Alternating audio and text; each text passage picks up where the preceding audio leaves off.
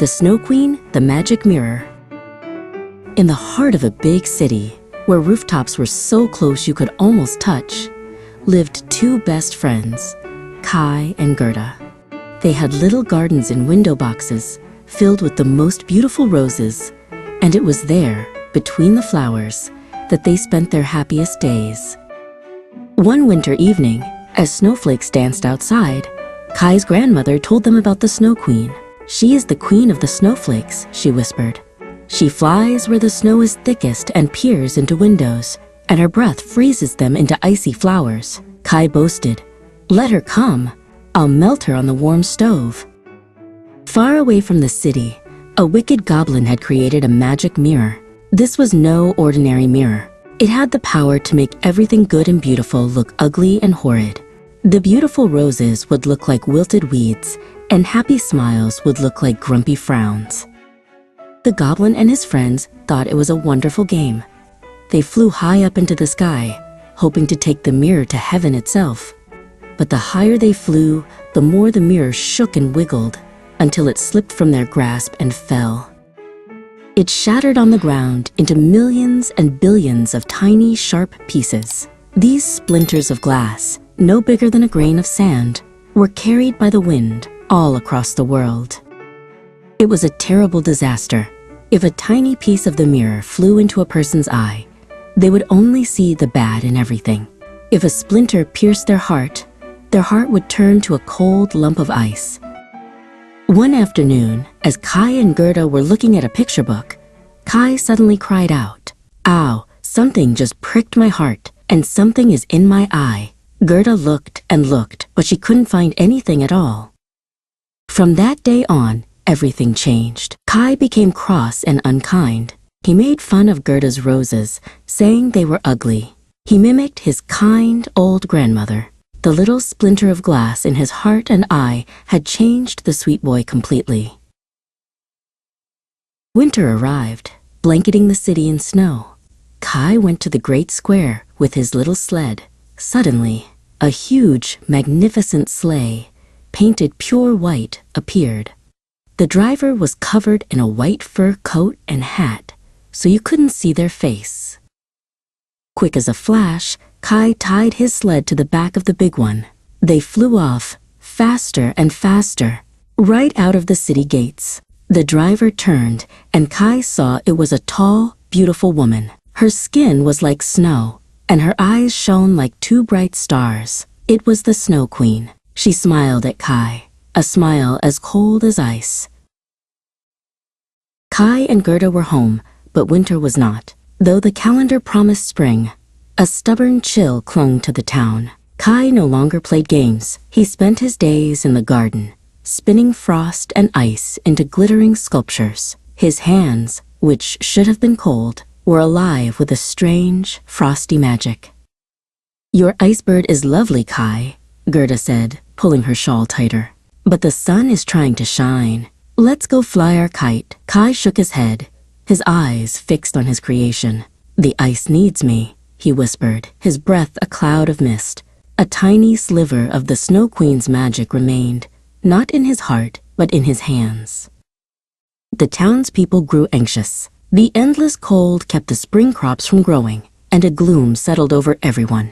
They saw Kai's icy art and whispered that he had brought a curse home. Gerda's heart ached for her friend, who seemed more alone than ever. Determined to help, Gerda remembered Anya, a wise old woman who lived in a cottage at the edge of the woods. She found the cottage nestled in a perfect circle of green grass and blooming flowers, a tiny island of spring in a world of white. Gerda explained everything to Anya over a cup of steaming chamomile tea. The old woman listened with a kind smile. "The Snow Queen's magic is not a curse," Anya said softly. "It is a powerful gift that has lost its way. It needs the warmth of a true friend to find its balance." Anya gave Gerda a small, smooth river stone that felt wonderfully warm in her palm. "This is a sunstone," she said. "It holds the memory of the warmest summer days. Give it to Kai. But remember, the real magic is the warmth in your own heart." Gerda hurried back to the town square. Kai was there, building a magnificent ice castle that soared towards the gray sky. The townspeople watched from their windows, shivering. "Kai, please," Gerda called out, her voice small against the whistling wind. Kai seemed lost in his frozen world and didn't hear her.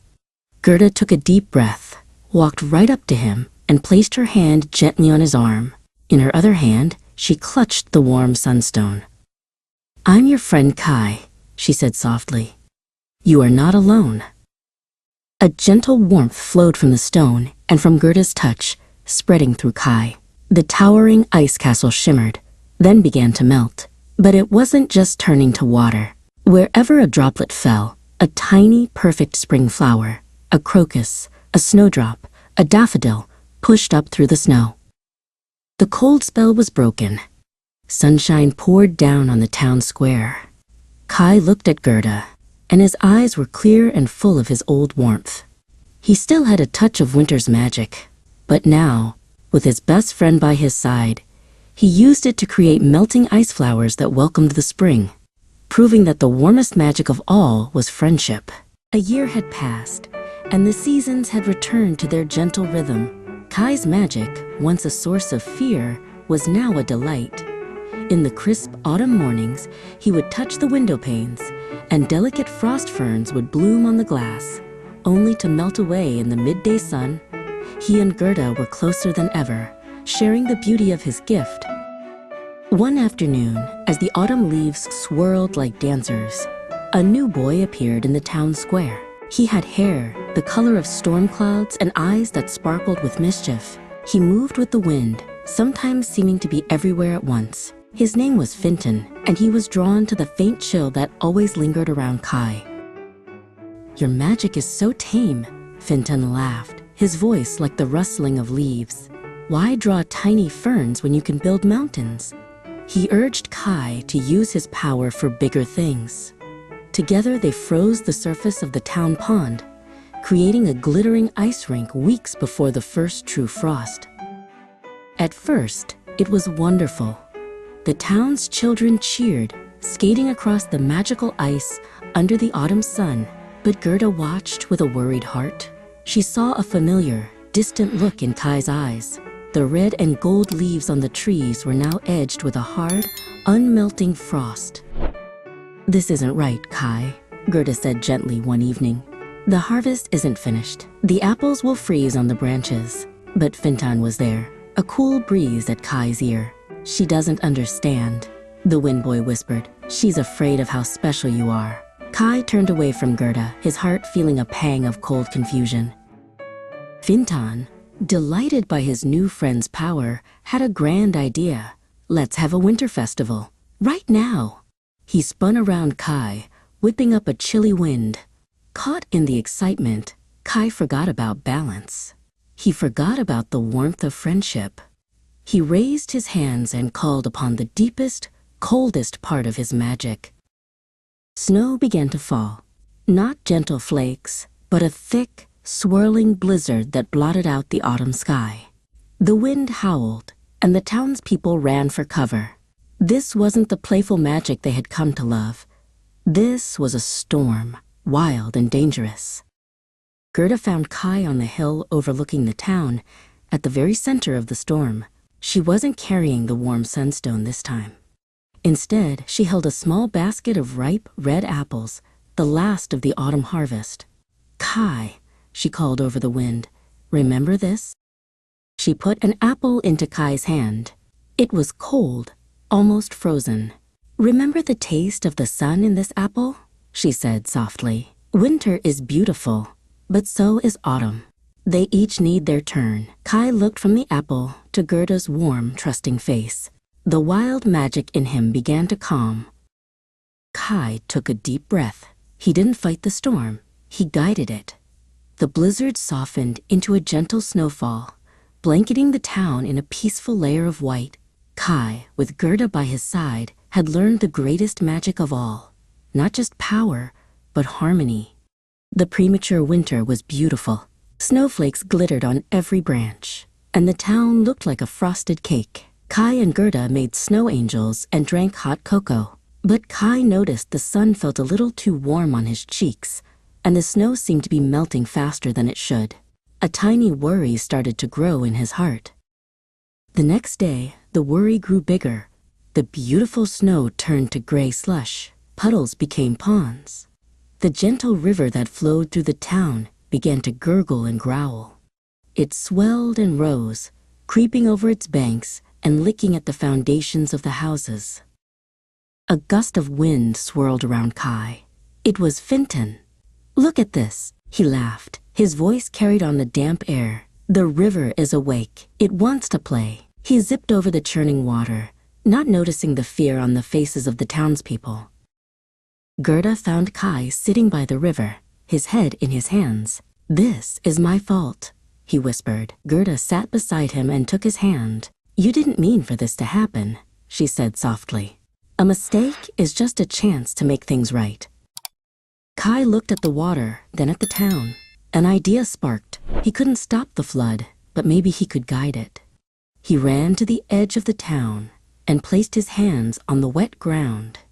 A wall of ice began to grow, forming a channel to lead the water away from the homes. It was hard, and the water pushed against his magic. Fintan stopped his games and watched from the sky. He saw the sweat on Kai's brow. He saw how hard Kai was working to protect the town. This wasn't the wild, fun magic he loved. This was something different, something important. Gerda looked up at the wind boy. "Fintan," she called, "your wind is so strong. Kai can move the water, but we need your help to dry the land so the new spring plants can grow." Fintan hesitated. He had only ever used his power for fun and mischief. But then he looked at Kai, straining to hold back the water, and at Gerda, who believed he could help. He took a deep breath and flew down. Fintan began to spin, but not in a wild whirlwind. He created a gentle, steady breeze that flowed over the flooded fields. It was like a warm sigh, lifting the moisture from the soil. While Kai guided the river away, Fintan's wind began to heal the land. As the sun began to set, the river was back in its banks. The fields were damp but no longer flooded. And in the soil, warmed by Fintan's breeze, the first tiny green shoots of spring were pushing their way toward the light. Kai, Gerda, and a smiling Fintan stood together, knowing that any magic, ice or wind, is strongest when it works with the warmth of a helping heart.